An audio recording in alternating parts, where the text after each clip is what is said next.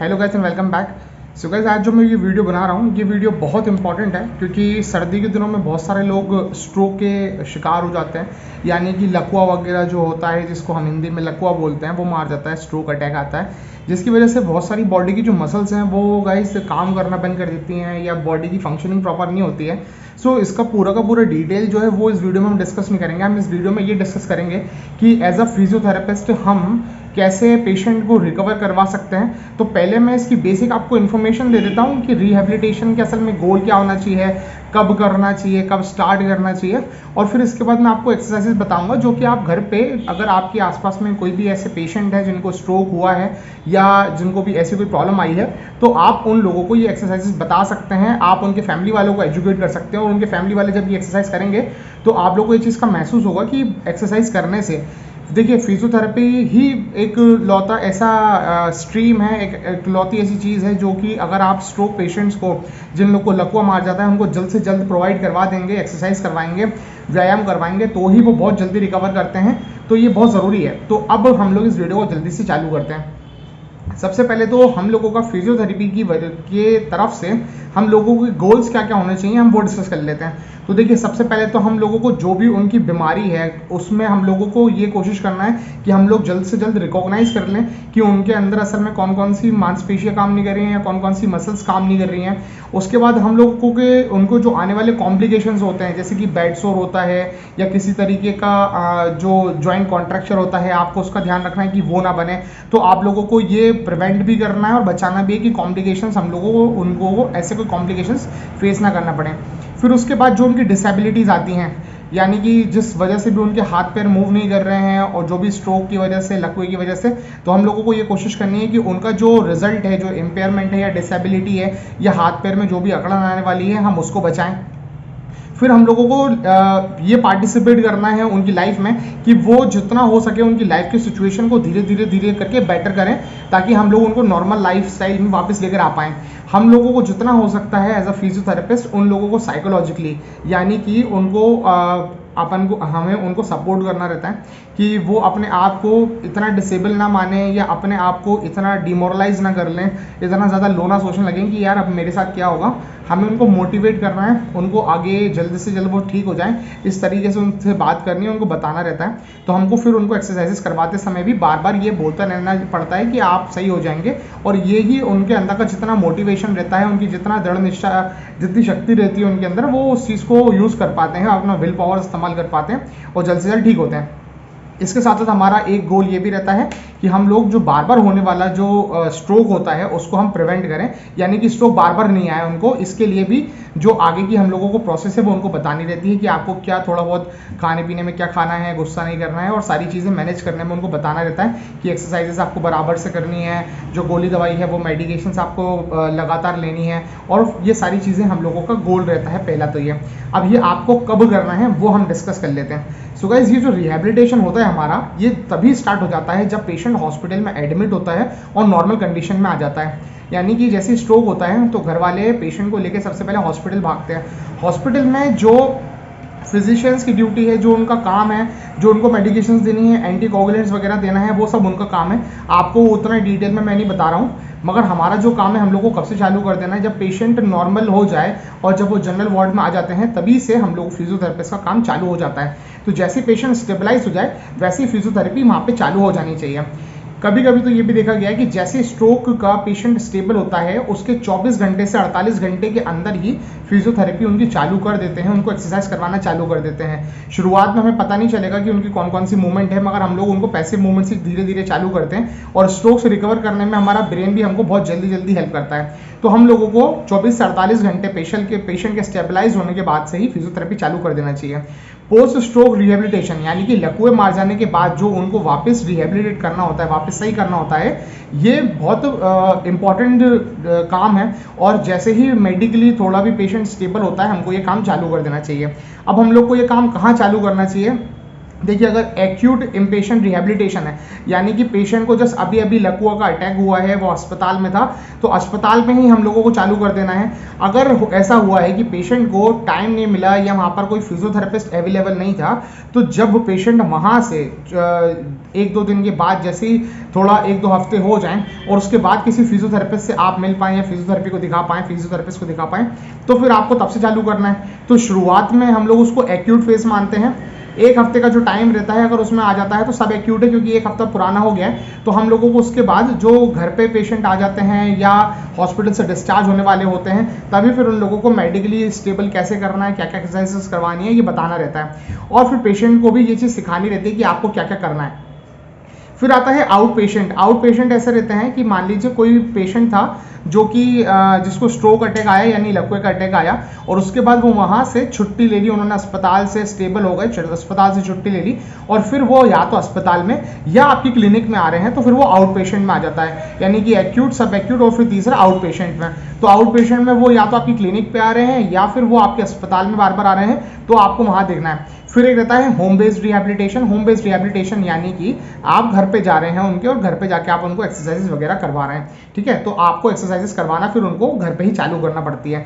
अब इसमें आप लोग करते क्या क्या है, हम देखिए, बेसिक असेसमेंट तो जब आप पेशेंट के पास जाएंगे तो आप ये चेक कर लें कि अब बेसिक असेसमेंट भी थोड़ा सा मैं बता देता हूँ, डिस्कस कर लेते हैं। तो बेसिक असेसमेंट यानी कि आपको क्या क्या चीज़ें देखनी है, ठीक है, हम लोग को क्या क्या करवाना है। तो बेसिक असेसमेंट में हम लोग ये देखते हैं कि उनको कौन कौन से लिम्स कितने कितने काम कर रहे हैं, कौन कौन सी एक्टिविटी आ रही है, हाथ सामने उठ पा रहा है, साइड में उठ पा रहा है, पैर सीधे उठ रहे हैं, घुटने मुड़ रहे हैं कि नहीं मुड़ रहे हैं, एड़ी पंजे चल रहे हैं कि नहीं चल रहे हैं, उनके चेहरे के हाव भाव कैसे हैं, वो स्माइल कर पा रहे हैं कि नहीं, उनकी एक तरफ की कोई मसल्स तो नहीं खिंच रही है। ये सारी चीज़ें फिजियोथेरेपिस्ट को चेक करना रहती है। और ये सारी वीडियो में इसलिए भी बना रहा हूँ क्योंकि घर वाले भी ये सारी चीज़ें ऑब्जर्व करते हैं, ठीक है। तो घर वालों का भी इसमें बहुत इंपॉर्टेंट रोल रहता है। उसके बाद ब्लैडर एंड बाउल कंट्रोल, यानी कि वो जो पेशाब जा रहे हैं या टॉयलेट जा रहे हैं, तो वो उसमें कंट्रोल कर पा रहे हैं कि नहीं कर पा रहे हैं, या उनकी बार बार ऐसा हो रहा है कि उनको टॉयलेट बार बार लग रही है और वो कंट्रोल नहीं कर पा रहे हैं, उनसे निकल जा रहा है, तो ये उनकी बस में नहीं है, ये उस समय कंट्रोल नहीं कर पा रहे हैं वो, मगर ऐसी प्रॉब्लम देखने को मिलती है।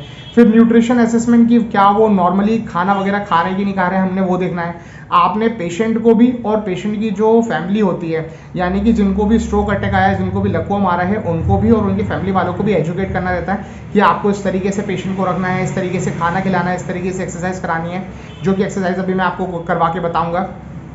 फिर आपको रहता है सेकेंडरी स्ट्रोक प्रिवेंशन। तो इसमें आपको जो भी अंडरलाइन कॉज रहता है, यानी कि बीपी ज़्यादा होने की वजह से हो गया, कोलेस्ट्रॉल होने की वजह से हो गया, या सिगरेट स्मोकिंग की वजह से हो गया, तो ऐसे जो भी कॉज होते हैं वो उनको बताना होते हैं कि आपको अब ये सारे काम नहीं करना है। अगर आप बार बार करेंगे तो फिर दूसरी बार भी जो लकवा मारने का जो अटैक है उसके आने के चांसेस रहते हैं। फिर आपको जो कॉम्प्लिकेशंस होते हैं वो बचाने होते हैं, ठीक है।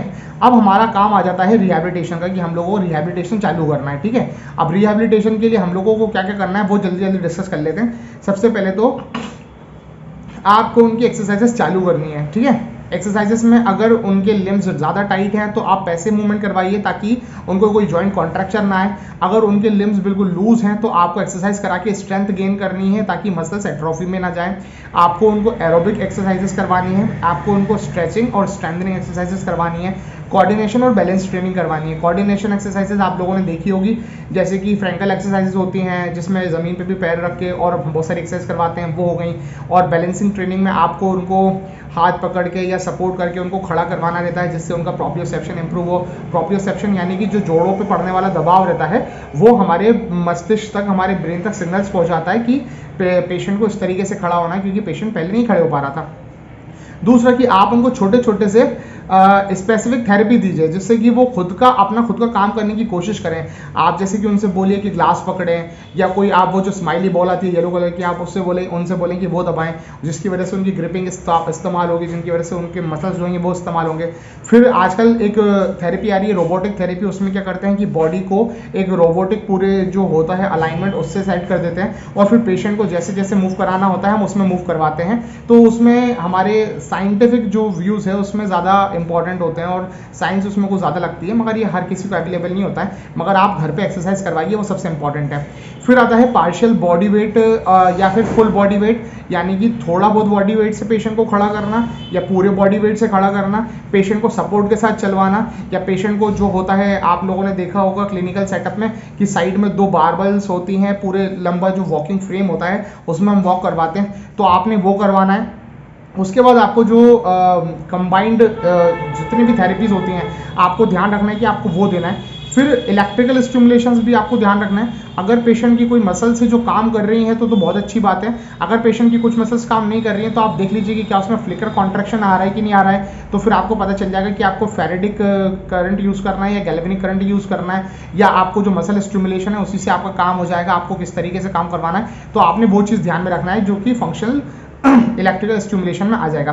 फिर आता है स्पास्टिसिटी। अगर स्पास्टिक है पेशेंट तो आपको स्पास्टिसिटी का मैनेजमेंट सही तरीके से करना है। आपको पता होना चाहिए कि स्पास्टिसिटी में और फ्लैसिडिटी में हम लोगों को जो स्ट्रोक्स होते हैं आइस से हम लोग मसल्स को किस डायरेक्शन में स्ट्रोक करते हैं। अगर आपको ये नहीं मालूम है तो आप कमेंट सेक्शन में मुझसे पूछ सकते हैं, मैं आपको वो और बता दूंगा। फिर आपको बायो फीडबैक लेना है, यानी कि आपको पेशेंट को बताना है कि आप जब बीमार हुए थे तो उसके बाद से आप क्या क्या नहीं कर पा रहे थे, और फिर पेशेंट को बताना है कि आप उसके पहले की लाइफ में सब कुछ कर पा रहे थे, वैसे ही अब आपको नॉर्मल लाइफस्टाइल में आने के लिए सारी चीज़ों को धीरे धीरे करके ही कोशिश करनी है, तो आप नॉर्मल लाइफस्टाइल में आ जाएंगे।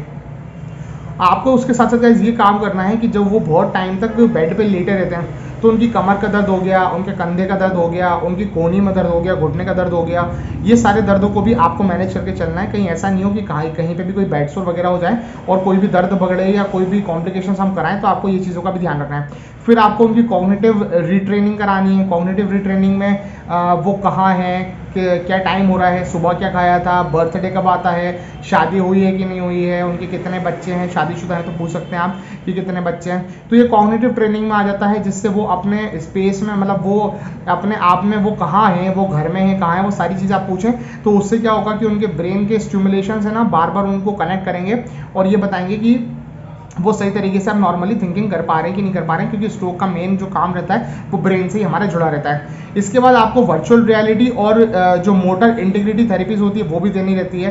फिर आपको डिस्फेजिया हो जाता है कुछ पेशेंट्स को। स्ट्रोक के पेशेंट को गाइस सिर्फ बॉडी से ही नहीं, उनको कभी कभी ऐसा भी हो जाता है कि मुंह में पानी भर रहे हैं तो पीते नहीं बन रहा है, निगलते नहीं बन रहा है। मुंह को आप बंद करके उनको हवा फुलाने को बोलेंगे तो पूरे मुंह से हवा नहीं फुला पा रहे हैं, या फिर वो बोलने की कोशिश करते हैं तो स्लरिंग ऑफ स्पीच होती है जिसमें उनकी ज़ुबान लड़खड़ा जाती है, तो ज़ुबान लड़खड़ाने की वजह से भी वो नहीं बोल पा रहे हैं। उनकी जो ज़ुबान होती है उस पर उनका पूरा कंट्रोल नहीं है, या उनकी कोई एक तरफ की जो मसल्स है वो दूसरी साइड की मसल्स को अपनी तरफ खींच रही है क्योंकि इस तरफ की मसल्स वीक हो गई हैं स्ट्रोक की वजह से। तो ये सारी चीज़ें भी हम लोग को मैनेज करना रहती हैं। ये मैं बता रहा हूँ आपको कि क्या क्या चीज़ें अपन को मैनेज करनी है, ठीक है। फिर इस थेरेपी को हम लोग क्या बोलते हैं, रिहैबिलिटेशन में अगर बहुत सारे लोग हैं, मतलब अगर आप घर पे देख रहे हैं तो एक ही पेशेंट देखेंगे, बट अगर आपका खुद का कहीं पे कुछ सेटअप वगैरह है और आप मल्टीपल पेशेंट्स को देख रहे हैं तो फिर आपको कम्युनिटी थेरेपी भी देना पड़ जाती है कभी कभी, जिसमें आप पेशेंट्स को सिखाते हैं कि कम्युनिटी थेरेपी में उन लोगों को क्या क्या चीज़ें करनी है, ठीक है। अब ये सारी चीज़ें, इतनी सारी चीज़ें मैंने आपको बता दी। अब इसमें जो चीज़ें हम बैठ के कर सकते हैं वो मैं आपको बता देता हूँ, फिर जो चीज़ें एक्सरसाइज से करनी है वो मैं आपको बता देता हूँ, ठीक है। तो अब हम लोग ट्रीटमेंट के बारे में बात कर लेते हैं। अब रिहैबिलिटेशन में सबसे पहले तो देखिए स्ट्रेंथनिंग वगैरह एक्सरसाइजेस वो मैं आपको करवा के बताऊंगा अभी। रोबोटिक वाली जो है वो आपको बहुत एडवांस सेंटर पे आप जाते हैं तब आपको कहीं पे मिलती है। फिर आप उसके बाद आ गए बॉडी वेट ट्रेनिंग। तो बॉडी वेट ट्रेनिंग में घर वाले भी और फिजियोथेरेपिस्ट भी क्लिनिकल सेटअप में पेशेंट को खड़ा कराते हैं, वो भी मैं आपको अभी बता दूंगा। आप लोगों ने जो पेशेंट को सबसे पहले तो जो वॉइस कंट्रोल है, जो डिस्फेजिया है, आपने वो चेक करना है। तो उसको चेक करने के लिए आप क्या करेंगे कि अगर आप पेशेंट को कोई भी चीज़ खिलाएंगे, वैसे तो देखिए पेशेंट जब अनकॉन्शियस रहता है तो उसकी नोज से ट्यूब डाल देते हैं ताकि उसे प्रॉपरली फीड कर पाएँ। अगर ट्यूब नहीं डला हुआ है और आप चेक कर रहे हैं कि पेशेंट को ट्यूब नहीं है और फिर आप पेशेंट को कुछ खिलाएंगे तो ये चेक कर लीजिए कि क्या पेशेंट निगल पा रहा है कि नहीं, वरना हो सकता है कि उसकी फूड पाइप की जगह उसके विंड पाइप में, यानी कि हमारे लंग्स वाला जो श्वास नली होती है उसके अंदर खाना वगैरह ना चला जाए, तो हम लोगों को वो ध्यान देना रहता है। फिर पेशेंट बोल पा रहा है कि नहीं बोल पा रहा है, इसके लिए आप क्या करें, आप उनसे एक दो वर्ड बुलवा के देखें। आप अपने पापा मम्मी या उनके जो बच्चे हैं उनका नाम, या अपने उनके जो पेरेंट्स हैं उनका नाम बुलवाइए, माता पिता का नाम बुलवाइए। अगर वो बोल पा रहे हैं तो आप उनसे ABCD पूरी बोलने को बोलिए। ABCD पूरी बोलने से आपको ये समझ में आ जाएगा कि उनके जो वोकल कॉर्ड्स हैं जिससे उनकी आवाज़ निकलती है, क्या वो प्रॉपर तरीके से काम कर रहे हैं, ढंग से काम कर रहे हैं कि नहीं कर रहे हैं, तो आपको वो समझ में आ जाएगा। फिर आपको उनके ही माउथ के अंदर ये चेक करना है कि उनकी मसल्स काम कर रही हैं कि नहीं। तो इसके लिए आप उनको बोलिए कि मुंह के अंदर हवा भरें। जब वो हवा भरेंगे तो आपको दिख जाएगा कि वो कोई भी एक तरफ वीक तो नहीं है, कोई भी एक तरफ कमज़ोर तो नहीं है। अगर कमज़ोर है तो फिर आपको उसका ट्रेनिंग देनी है उन लोगों को। आपको देखना है कि वो अपनी ज़ुबान को चारों तरफ चला पा रहे हैं कि नहीं चला पा रहे हैं, अपनी ज़ुबान को अंदर से इस्तेमाल कर पा रहे हैं कि नहीं कर पा रहे हैं। अगर ज़ुबान कभी कभी वीक रहती है तो बहुत बार ऐसा रहता है कि पेशेंट इस्तेमाल नहीं कर पाता है, तो उसमें भी आपको फिर ट्रेनिंग देनी है। अब इसके लिए आपने करना क्या है, आपको पेशेंट को जैसा मैं बता रहा हूँ कि एक एक वर्ड आपको बुलवाना है, तो पहले आप ABCD से चालू करिए और पूरा ABCD उनको बुलवाइए और जितना हो सके उनको लाउड बोलने को बोलिए। तो लाउड बोलने से ये होगा कि उनकी वोकल कॉर्ड्स को ज़्यादा काम करना पड़ेगा। जितना ज़्यादा वो ऊंचा बोलेंगे आ ब स, तो आप उनको जो हमारी हिंदी वर्णमाला है उसके भी एक एक अक्षर बुलवाइए और जो हमारी इंग्लिश के अल्फ़ाबेट्स हैं, जो अंग्रेजी वर्णमाला के ABCD हैं, वो भी सब आप बुलवाइए, जिसकी वजह से उनकी वोकल कॉर्ड्स प्रॉपर काम करने लगेंगे। फिर आपको उनको वॉइस ट्रेनिंग के अंदर फिर आपको उनको छोटे छोटे वर्ड्स बुलवाना है, मम्मा, पापा, चाचा, काका, फूफा, ऐसे छोटे छोटे वर्ड्स। फिर इसके दो दो वर्ड्स के बाद आपको 2 या 3 वर्ड्स की एक सेंटेंस बुलवाना है उनको, पानी दे दो, खाना दे दो, सामान ला दो, ऐसे छोटे छोटे सेंटेंसेस बुलवाना है। जब वो ये भी करने लग जाएं या वो पहले से ये कर रहे हैं तो और भी अच्छी बात है। जब वो ये करने लग जाएं तो फिर आप उनसे नॉर्मल कम्युनिकेशन करिए, कोशिश करिए कि वो बोलें। जितना ज़्यादा वो बोलेंगे उतना ज़्यादा उनका कोऑर्डिनेशन हमारे साथ बढ़ता जाएगा, उतना ज़्यादा कोऑर्डिनेशन उनका उनकी ज़ुबान के साथ बढ़ता जाएगा। तो उनका वोकल कॉर्ड्स, उनकी ज़ुबान और उनके ब्रेन के जो सिग्नल्स होते, सेंटर्स होते हैं जो कि हमारे बोलने के लिए रेस्पॉन्सिबल होते हैं, उन सभी में कोऑर्डिनेशन आ जाएगा। तो ये चीज़ आपको करनी है। अगर उनके माउथ में उनको आपको करवाना है तो आप इसमें ये और कर सकते हैं कि फेशियल आप देख लीजिए कि कोई मसल्स अगर एक तरफ खिंच रही हैं तो आपको उनको फेशियल एक्सरसाइज बतानी है। जैसे कि आप उनको बोलिए हंसने के लिए तो वो अपने पूरे दोनों तरफ की गाल खींचेंगे। आप उनको बोलिए कि अपनी दोनों तरफ की आईब्रोज को ऊंचा करें तो वो ऊंचा करने की कोशिश करेंगे। आप बोलिए अपनी आंखें बाहर निकालें तो आंखें बाहर निकालेंगे। फिर आप उनको एक एक तरफ की आंखें बंद करने को बोलिए तो वो एक एक तरफ की आंखें बंद करेंगे। फिर आप एक तरफ स्माइल करने को बोलिए तो वो एक तरफ का पूरा गाल खींचेंगे, दोनों तरफ के गाल अलग अलग तरीके के तरफ के गाल खींच के आपको दिखाएंगे। इसके बाद फिर आप उनको बोलिए मुंह खोलने को तो वो मुंह खोलेंगे। तो जितना ज़्यादा हो सकता है माउथ की जितनी मूवमेंट्स चाहिए हम उनको सब करवाएंगे ताकि उनकी सारी एक्सरसाइजेज हो जाएं। इसके बाद आप उनको मुंह में भरने को जो मैंने हवा बताया था तो मुंह बंद करके उनको बोलिए हवा भर ले और जितनी देर हो सकता है उसको तो रोक के रखें। जब वो मुंह में भरने हवा भर पाएँ आराम से तो फिर आप उनको मुंह के अंदर पानी भरने को बोलिए और पानी भर के होल्ड करने को बोलिए। अगर वो मुंह के अंदर पानी भरने के बाद होल्ड कर पा रहे हैं यानी कि उनके जो माउथ की मसल्स हैं वो प्रॉपरली काम कर रही हैं। फिर आप उनको सीटी बजाने को बोल सकते हैं, आप उनको कोई गाना गाने को बोल सकते हैं, आप उनको कोई भी कहानी सुनाने को बोल सकते हैं, जिसकी वजह से उनका जो कोऑर्डिनेशन है गाइस, बोलने का, ये सारी चीज़ें और मुंह के अंदर होल्ड करने का, ये सारी चीज़ें इंप्रूव होने लगेंगी, जिसकी वजह से धीरे धीरे उनका जो खाना निकलने का काम है वो भी सब आसान हो जाएगा। तो ये तो सबसे पहले मैंने आपको बताया ये सारी चीज़ें सिर्फ फेस ही फेस की थी और टंग की थी, मतलब हमारी जुबान की थी। अब मैं आपको कुछ ऐसी फिजिकल एक्सरसाइजेस करवा के बताता हूँ जो अगर आपके यहाँ आसपास में आपने देखा है कि कोई पेशेंट है जिसको लकवा मार गया है या कोई भी ऐसा पेशेंट है जो आया है, तो आपको फिर ये सारी एक्सरसाइजेज उनको करवानी है घर पे। और ये करवाने से ही आपका जो मूवमेंट है ये इंप्रूव होगा, जो पेशेंट है उसमें इंप्रूवमेंट आएगा धीरे धीरे करके ही। क्योंकि हमारी जो बॉडी होती है, जो हमारा ब्रेन होता है, ये हमारी बॉडी की मूवमेंट्स को पहचानता है, एक सिंगल मूवमेंट को नहीं पहचान पाएगा, पूरे पैटर्न्स को पहचानेगा। तो आप लोगों को ये पैटर्न्स करवाने, ये मैं आपको करवा के बता देता हूँ, ठीक है। तो ये वीडियो को अभी देखिए पूरा आगे। तो चलिए गाइज, रिहैबिलिटेशन में आपको क्या क्या एक्सरसाइज करनी है वो मैं बता देता हूँ। सबसे पहले तो ये देखिए कि जो एडी है, यहाँ से मैं बता रहा हूँ कि मेरे हाथ को पूरा सपोर्ट करते हुए इनका पूरा पंजा है। फिर आपको इसको स्ट्रेच करना है और दूसरा हाथ आपको घुटने पे रखना है, जिसकी वजह से इनके घुटने के पीछे की जो मांसपेशियाँ हैं ये पूरी तरीके से स्ट्रेच हो जाएंगी। ये आपको देखिए इस तरीके से प्रेशर लगा के रखना है। अब एक बार मैंने स्ट्रेचिंग कर दी, फिर आपको लूज़ करना है, फिर आपको दूसरी बार स्ट्रेचिंग करनी है। मैं आपको बता रहा हूँ कि ये एक घुटने में कर रहे हैं और फिर आपको मैं बता रहा हूँ कि आपको दोनों पैरों में भी करके दिखानी है। इस तरीके से जब आप पकड़ के स्ट्रेचिंग करेंगे तो बहुत अच्छी तरीके से आप पैरों की मसल्स को, पैर के पीछे की मसल्स को स्ट्रेच कर पाएंगे। फिर आपको घुटने के लिए करनी है। तो घुटने के लिए देखिए, एक जैसे मैंने आपको हाथ दिखाया है हुक की तरह, ये आपको एडी के नीचे रखना है, दूसरे हाथ से आपको एडी जो हमारा घुटना उसके पीछे पकड़ना है। फिर आपको यहाँ से घुटना उठाना है धीरे धीरे और फिर यहाँ से आपको ये घुटना पूरा है जो वापस से सीधा करना है। फिर आपको फिर से ये घुटना उठाना है और आपको पूरा स्ट्रेच जितना हो सके ऊपर ले जाने के बाद वापस से आपको स्ट्रेच करना है। फिर वापस आप इसको लेके जाइए, फिर आप वापस इसको सीधे लेकर आइए। अगर हो पाए तो दोनों ही आप कम से कम 10-10 बार करिए। समय बचाने के लिए मैं एक घुटने में कर रहा हूँ, मगर आपको दोनों पैरों में करके दिखानी है। इसके बाद फिर आपको ये जो पैर है इसको बाहर भी लेके जाना है। फिर आपको पैरों को देखिए बॉडी से बाहर की तरफ लेके जाना है और वापस अंदर लेकर आना है। एक पैर आप देख रहे हैं मेरा, जो एक हाथ है वो पैर के टखने के पास में और दूसरा जो है वो एड़ी के जो हमारा घुटना है उसके नीचे है। तो आपको पैर को पूरा सपोर्ट करना है और फिर इसको बाहर और अंदर लेके जाना है। समय बचाने के लिए एक पैर में बता रहा हूँ, मगर आपको दोनों पैरों में करना है। फिर आपको पैर को सीधा उठाना है, तो आपको हमारी जो एड़ी है उसके नीचे एक हाथ रखना है और दूसरा हाथ घुटने के नीचे रखना है। फिर आपको यहाँ से पैर को सीधे ऊपर उठाना है और सीधे नीचे लेकर आना है। फिर सीधे ऊपर उठाना है, फिर सीधे नीचे लेकर आना है। फिर से आपको इसको ऊपर उठाना है और फिर से आपको इसको नीचे लेकर आना है। ये देखिए, मैं समय बचाने के लिए एक पैर में बता रहा हूँ, मगर आपको दोनों पैरों में ये चीज़ें आपको करके दिखानी है और करना ही है, ठीक है। फिर अब इसके बाद मैं आपको हाथों की एक्सरसाइज बता देता हूँ कि हाथों की एक्सरसाइज किस तरह से करनी है। हाथ को आप सबसे पहले देखिए कि पूरे हाथ को मैंने पकड़ा हुआ है। सबसे पहले हम कलाई की मूवमेंट करेंगे। तो कलाई को चलाने के लिए एक हाथ से आप नीचे से पकड़ लें, कलाई को पीछे की तरफ मोड़ें और जितना हो सकता है उंगलियों को स्ट्रेच करें खोल लेकर। फिर आगे मोड़िए, फिर वापस पीछे की तरफ करिए, पूरी स्ट्रेच जितना हो सकता है उंगली को स्ट्रेच दीजिए और फिर आप वापस कलाई को आगे की तरफ मोड़िए। जितना आप ज़्यादा पीछे से स्ट्रेच देंगे उतना अच्छा जॉइंट की तरफ प्रेशर डलता है और ब्रेन को पता चलता है कि हम मूवमेंट करा रहे हैं। फिर आपको कलाई को अपने दोनों हड्डियों की तरफ भी घुमाना है। तो अपने आगे पीछे कर लिया और साइड में भी आपको इस तरीके से जिस तरीके से मैं करके दिखा रहा हूँ इस तरीके से करना है। एक हाथ से मैंने पेशेंट का हाथ पकड़ा हुआ है और दूसरे हाथ से मैंने पेशेंट की कलाई के नीचे पकड़ा हुआ है। जिस तरीके से मैं आपको स्टेबलाइज करके दिखा रहा हूँ, आपको दोनों हाथों में ये सेम एक्सरसाइज करवानी है। अब हम हमारे यहाँ पर जो रेडियो अल्नर जॉइंट होता है, जो हमारा फोर आर्म होता है, उसके लिए आप क्या करेंगे कि आप एक हाथ से पकड़ लें पेशेंट का हाथ और फिर इसको पूरा घुमाएं, जिसकी वजह से पेशेंट का जो आगे पीछे पूरा जो हाथ घूमता है, इसकी मूवमेंट में कोई भी दिक्कत नहीं आएगी, कभी भी कोई कॉन्ट्रैक्चर डेवलप नहीं होगा और मूवमेंट भी आराम से रहेगी, स्मूथ रहेगी। ये भी आपको एक्सरसाइजेस करानी रहती है, बहुत से फिजियोथेरेपिस्ट इसको इग्नोर कर देते हैं। फिर आपको जो हमारी कोनी है उसकी एक्सरसाइज करानी है। तो देखिए, मैं आपको करवा के दिखा रहा हूँ कि मूवमेंट ये करती है कोनी। फिर आपको एक हाथ से नीचे रखना है कोनी के नीचे और दूसरे हाथ से आपको देखिए कोने के नीचे रख लेना है और एक हाथ से पकड़ लेना है।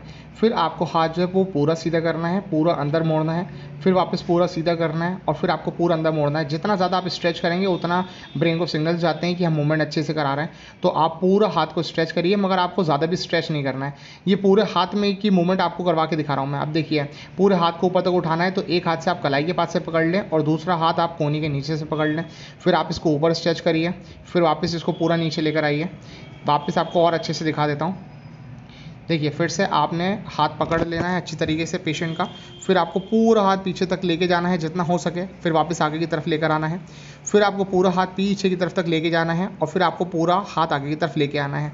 इसके साथ साथ ये आपने आगे पीछे उठा लिया, मगर साइड में भी उठाना है। तो पेशेंट का हाथ आपको साइड में उठाना है, फिर अंदर लेके जाना है, फिर साइड में उठाना है, फिर अंदर लेके जाना है, फिर साइड में उठाना है, फिर अंदर लेके जाना है। ये सारी मूवमेंट आप कम से कम 10-10 बार कराइए। दिन में आप 4-5 बार भी करवाएंगे तो ये आपको फ़ायदा ही देगी। इस तरीके से आपको पेशेंट की पूरी बॉडी की मूवमेंट करवानी है। सो गाइस, ये जो मैंने मूवमेंट्स बताई है, ये ऐसी कुछ बेसिक मूवमेंट्स हैं जो आप करवा सकते हैं और जो भी लोगों को लकवा होता है आप उनको घर पे अगर करवाएंगे तो इससे सबसे पहले आपको बहुत फ़ायदा मिलेगा। इसके साथ साथ मैं आपके जो कुछ मिथ्स होते हैं जो कि आपको लोग गलत बता देते हैं या गलत एजुकेट करते हैं या गलत सारी चीज़ें बताते हैं, उसके बारे में भी आपको कुछ चीज़ें मैं आपको चेतावनी दे दूं या पहले से ही बता दूं जो आपको नहीं करना है। बहुत सारे आपको लोग बोलेंगे कि आप लोगों को मालिश करवा लें। देखिए, मालिश करवाने से फ़ायदा ज़रूर होता है, मगर मालिश जो रहती है वो मांसपेशियों को रिलैक्स करने के और हमारा जो रक्त संचार होता है, ब्लड सर्कुलेशन, उसको बढ़ाने के काम आती है। असल में जो स्ट्रोक होता है, जो लकवा होता है, उसमें हमारी बॉडी की मूवमेंट्स खत्म हो रही हैं, इसलिए आपको फिजियोथेरेपिस्ट को दिखाना बहुत ज़रूरी है। कुछ लोग आपको बोलेंगे कि यहाँ आप झड़वा लीजिए, वहाँ झड़वा लीजिए, इससे फ़ायदा नहीं होने वाला है। झाड़ फूक वाला आपकी कोई एक्सरसाइज नहीं करवाने वाला है। पेशेंट खुद ब खुद धीरे धीरे रिकवर करता है और उसकी बॉडी को रिकवरी में हेल्प करते हैं फिजियोथेरेपिस्ट, क्योंकि फिजियोथेरेपिस्ट आपको मूवमेंट्स बताएंगे, आपको काम करवाएंगे, आपके पूरे बॉडी को मूव करवाएंगे। तो ये सारी चीज़ें फिजियोथेरेपिस्ट ही करवा सकता है। तो आप लोगों को ये कुछ नहीं सोचना है। इसके अलावा अगर पेशेंट की मसल सही से काम कर रही हैं तो जो फिजियोथेरेपिस्ट हैं, ये मैं उनके लिए बोल रहा हूँ कि आप देख लीजिए कि कौन सी मसल्स में स्टिमुलेशन चाहिए, कौन सी मसल्स में फेराटिक गैल्वेनिक कौन सा स्टिमुलेशन हमको लगाना है या आपको कौन सा स्टिमुलेशन है। अगर आपको नहीं आता है तो फिर आप उनको ना ही कुछ बताइए और ना ही फिर वैसे कोई काम करिए। पेशेंट्स के लिए ये एजुकेट कर रहा हूँ मैं आपको कि जब आप किसी फिजियोथेरेपिस्ट के पास जाते हैं तो वो ये सारी मूवमेंट्स आपको बताएगा। तो ये सारी मूवमेंट्स आप सीख लीजिए। जितने भी बार आप घर पे ये मूवमेंट्स करवाएंगे, 1 घंटे में, 2 घंटे के गैप में, सुबह शाम, जितनी भी बार आप करवाएंगे उतना ज़्यादा पेशेंट को फ़ायदा ही होगा। तो पेशेंट की जो बोलने वाली चीज़ें थी वो मैंने आपको बता दी और पेशेंट को क्या क्या एक्सरसाइजेस करवानी है ये भी मैंने आपको बता दिया। इसके साथ साथ कुछ और ऐसी मूवमेंट्स होती हैं जो कि सिर्फ फिजियोथेरेपिस्ट ही अपनी क्लिनिक में या आपके घर पे आके कर सकते हैं। तो अगर आपको लग रहा है कि पेशेंट हमारे जो है स्ट्रोक के कोई पेशेंट है या आपको कोई भी ऐसा पेशेंट है जिसको अभी अभी लकवे का अटैक आया है, तो आप सबसे पहले फिजियोथेरेपिस्ट को कंसल्ट करिए। और फिजियोथेरेपिस्ट जो D1 D2 फ्लेक्शन होते हैं पैरों के और हाथों के, ये बहुत अच्छे तरीके से करवा के और वहाँ पे घर पे करवा के जाते हैं। ये पूरे पैटर्न्स होते हैं जिसमें हमारी पूरी बॉडी की मसल्स काम करती हैं, तो हम लोगों को उस पर भी ध्यान रखना है। कुछ कॉम्प्लिकेशंस पे जैसे कि बेड सोर हो गया या बेड में किसी तरीके से पेशेंट को कोई डैमेज ना हो, तो आप लोगों को उस चीज़ के लिए पेशेंट को हर 1 घंटे में करवट बदलवानी है। कभी राइट करवट करवा दीजिए, फिर 1 घंटे के लिए सीधे, फिर 1 घंटे के बाद उनको लेफ्ट करवट करवा दीजिए, जिसकी वजह से बेड सोर वगैरह नहीं आएंगे।